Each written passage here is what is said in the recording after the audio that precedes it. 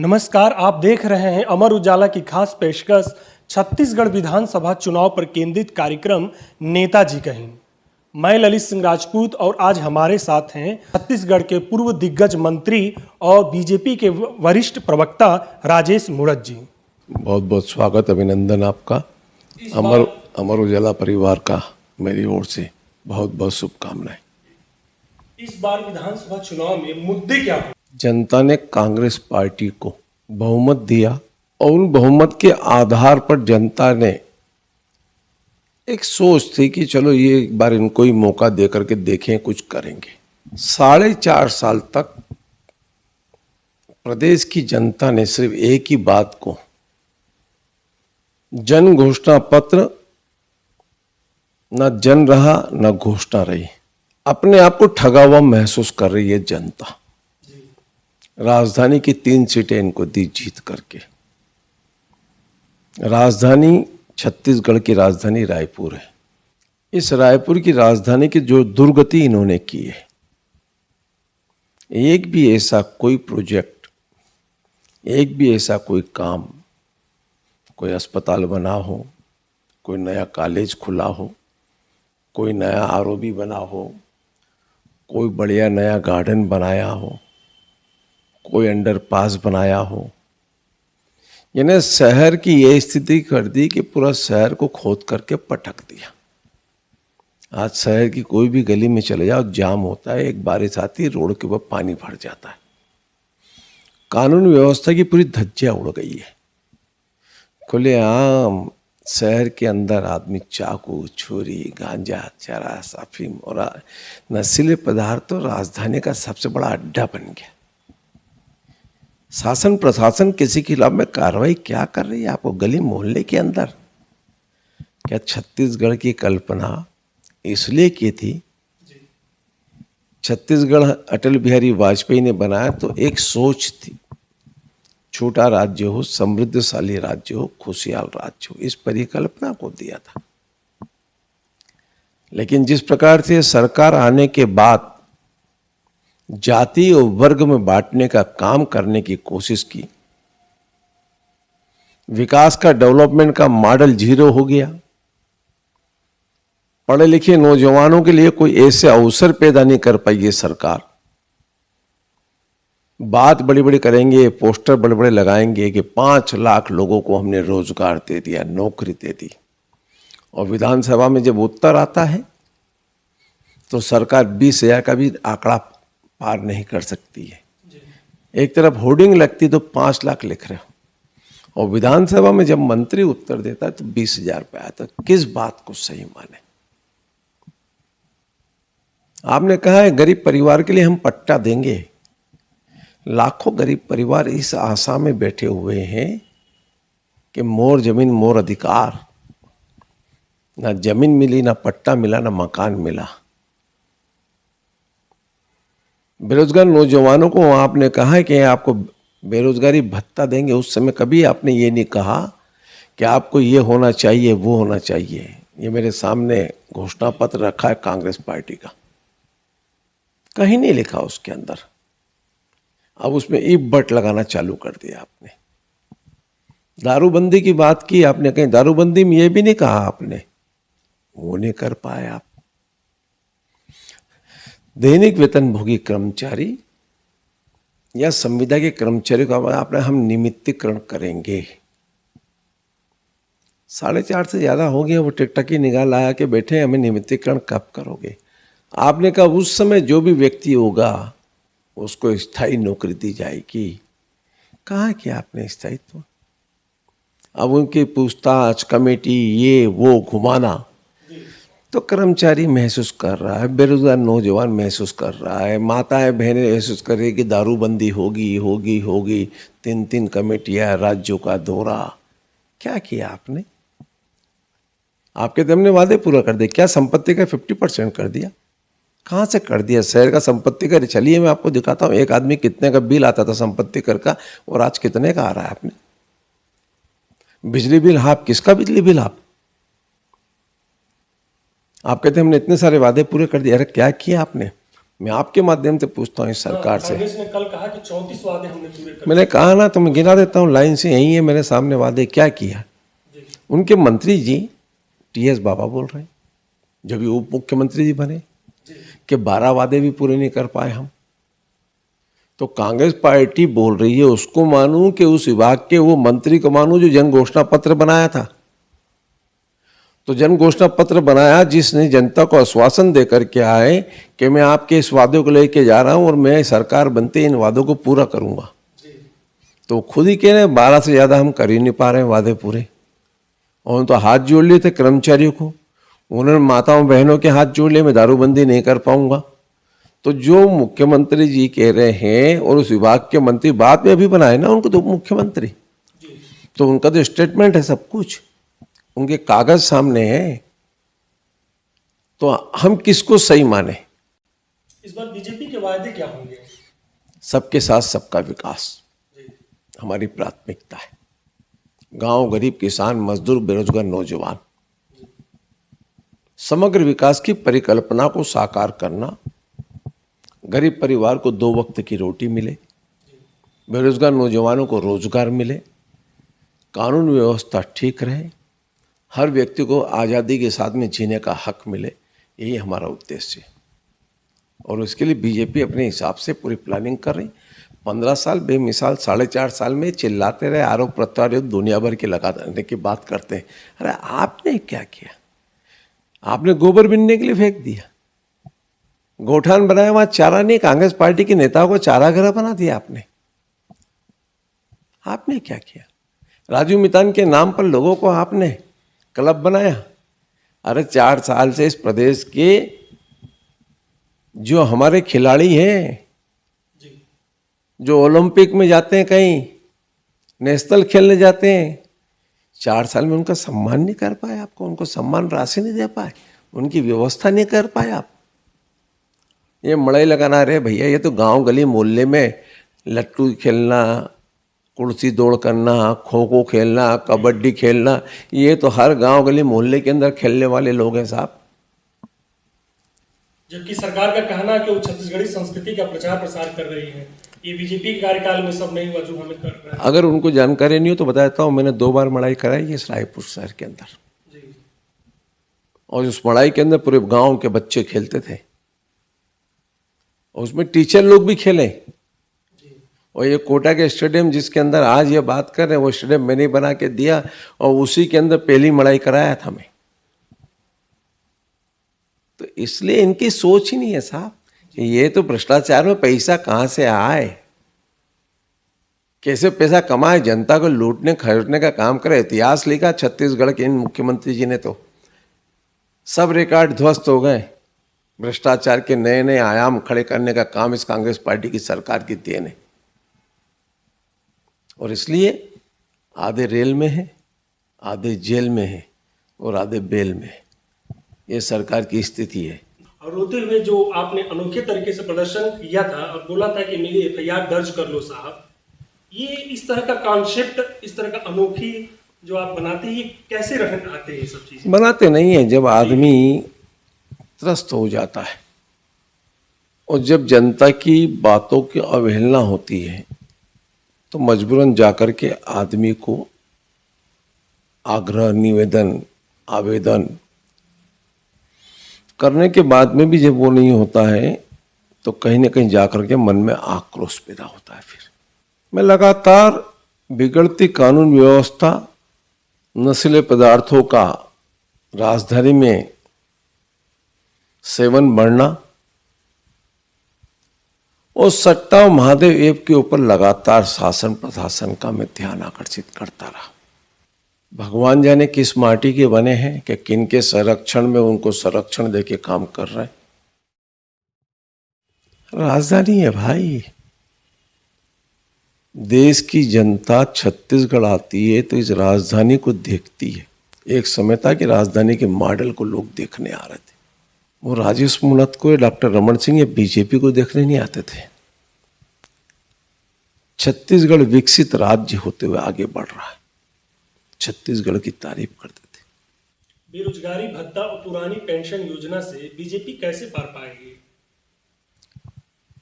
हमारा उद्देश्य स्पष्ट है, सबके साथ सबका विकास।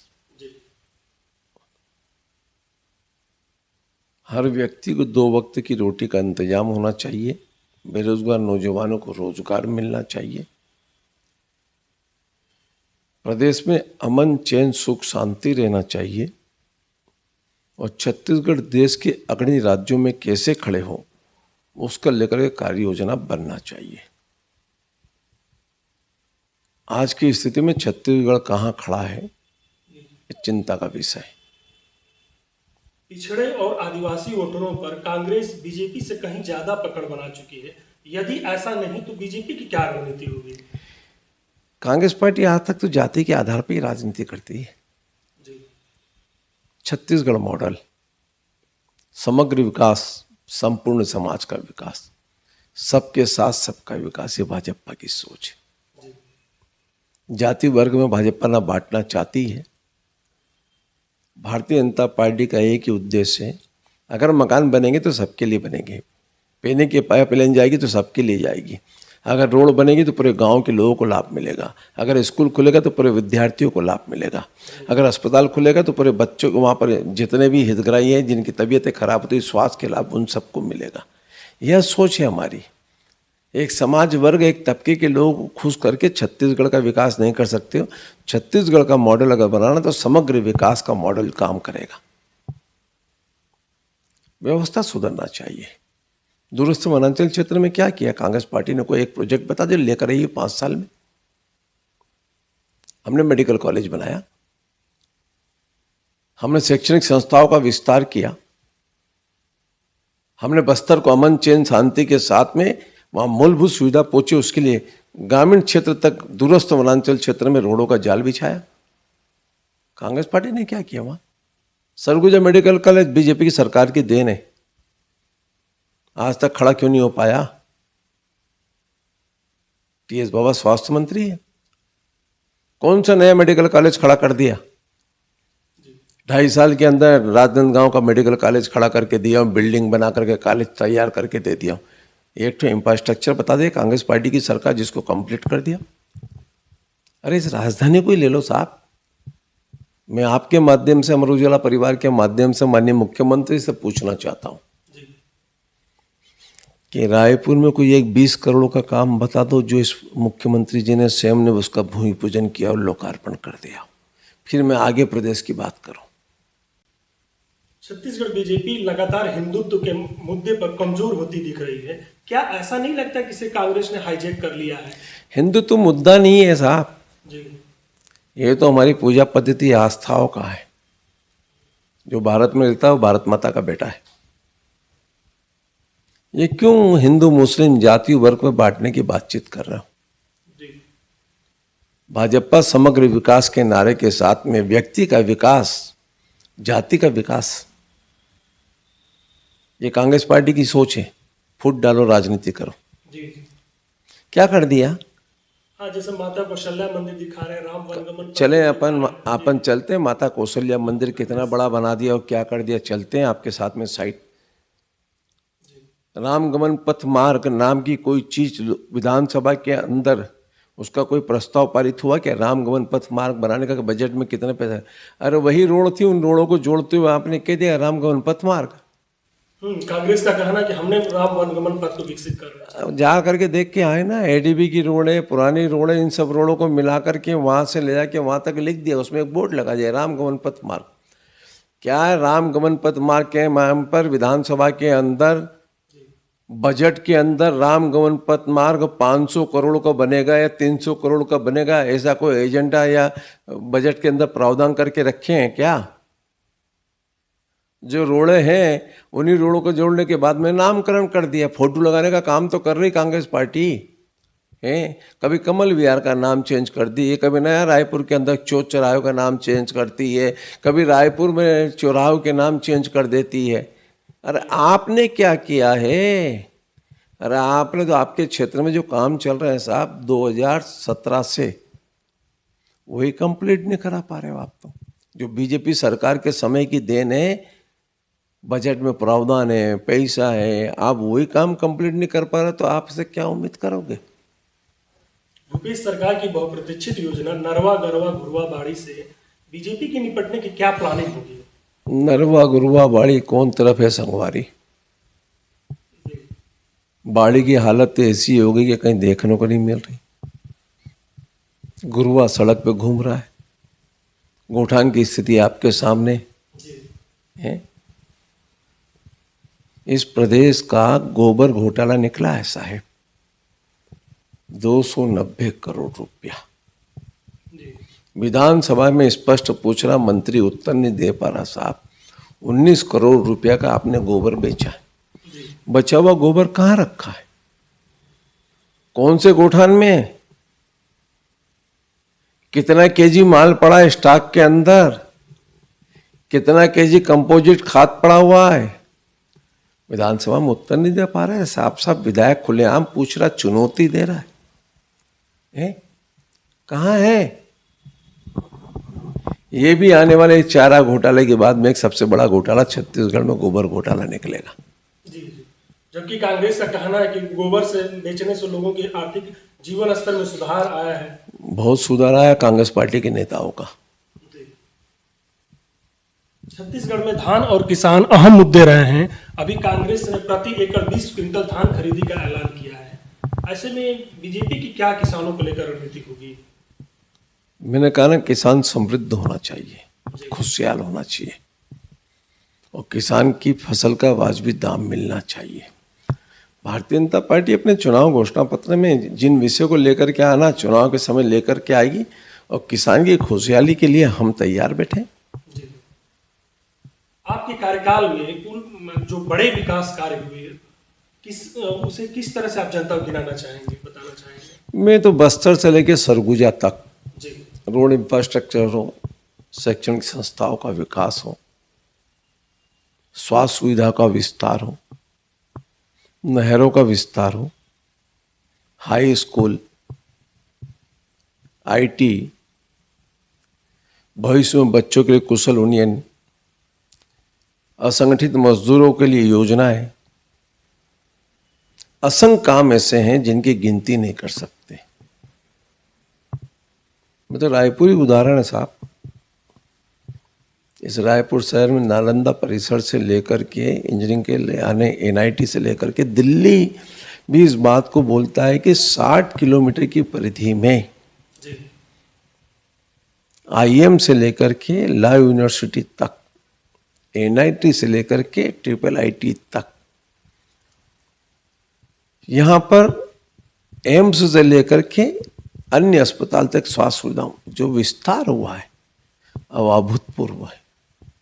4.5 साल में इस कांग्रेस पार्टी ने कुछ किया हो तो बताए ना आप। आपकी निगाह में भी कभी कोई ध्यान में हो तो एक आध दिन बताएं कांग्रेस पार्टी के रायपुर शहर के अंदर हमने ये कह दिया। जनता को गुमराह करने का काम किया। इसके आगे कांग्रेस पार्टी कोई ठोस काम नहीं कर पाई। आपके विधानसभा क्षेत्र में आगामी विकास के विजन क्या होंगे? राजधानी के अनुरूप शहर को डेवलपमेंट करना, छात्रों के हित में काम करना, अच्छा एजुकेशन हब बने, नालंदा परिसर जैसे कई और लाइब्रेरी बनना चाहिए ताकि बच्चे भविष्य के लिए तैयारी कर सकें।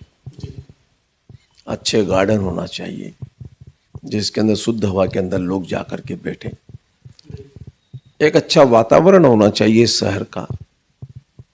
क्राइम का ग्राफ गिरना चाहिए। जिस प्रकार से माताएं, बहनें, बेटियां, भाई एक शुद्ध वातावरण में शुद्ध हवा ले सकें। एक क्राइम का जो ग्राफ बढ़ा है कहीं ना कहीं चिंता का विषय है। इसलिए डेवलपमेंट और आने वाले भविष्य में विद्यार्थियों के साथ में मिल करके डेवलपमेंट की कार्य योजनाओं को आगे लेकर के जाना, ये मेरी प्राथमिकता है। आपके जो विरोध प्रदर्शन होते हैं वो काफ़ी आक्रामक, हंगामेदार तथा कभी कभी तो बवाल टाइप का लगता है, जिससे शासन प्रशासन हिल जाता है। और बड़े ये रणनीति कैसे अपनाते हैं आप, कैसे तैयार करते हैं? रणनीति नहीं है इसमें। जी। मैं भी छत्तीसगढ़ सरकार में 15 साल मंत्री रहा। जब जनप्रतिनिधियों की आवाज़ को दबाने की कोशिश करेंगे जनता की समस्याओं को अनसुना करेंगे। अधिकारियों का कर्तव्य होता है कि जनता की समस्या का समाधान करें। आजकल तो अधिकारी चैम्बर से बाहर निकलना पसंद नहीं करते। हाँ, जनप्रतिनिधियों से संवाद करने में संकोच किस बात का भाई? कोई पर्सनल काम लेकर के आ रहा है क्या? अगर जनता के बीच में जो सरकार की योजनाएं दी गई आपको, जिसका लाभ आम जनता को मिले, अगर उस योजनाओं पे इम्प्लीमेंट नहीं हो रहा है, उनकी काम की गुणवत्ता ठीक नहीं है, और अगर आपको उसको ध्यान आकर्षित करा रहे एक बार, 2 बार, 3 बार, उसके बाद में भी आप उस पर रिजल्ट नहीं लेके आ रहे, तो आप प्रशासनिक सीनियर मोस्ट अधिकारी होकर के यहाँ बैठे, जिनका आपको क्रियान्वयन कराना है, तो ऐसे लोगों से अपेक्षा क्या करोगे फिर? तो ये थे हमारे साथ छत्तीसगढ़ के बीजेपी के पूर्व दिग्गज मंत्री राजेश मूणत जी, जिन्होंने बड़े ही बेबाकी के साथ हमारे सभी सवालों के जवाब दिए। तो मिलते हैं अगली कड़ी में किसी अन्य नेता के साथ और करते हैं सियासी बात। तब तक के लिए दीजिए हमें इजाजत। नमस्कार। अमर उजाला अब आपके टीवी पर भी। अपने स्मार्ट टीवी पर YouTube पर सर्च करें अमर उजाला, चैनल सब्सक्राइब करें और देखें ताजा खबरें, वो भी HD क्वालिटी में। और हाँ, बेल आइकन दबाना ना भूलें ताकि हर खबर हो आपके घर। अमर उजाला, निष्पक्ष, निर्भीक, निरंतर।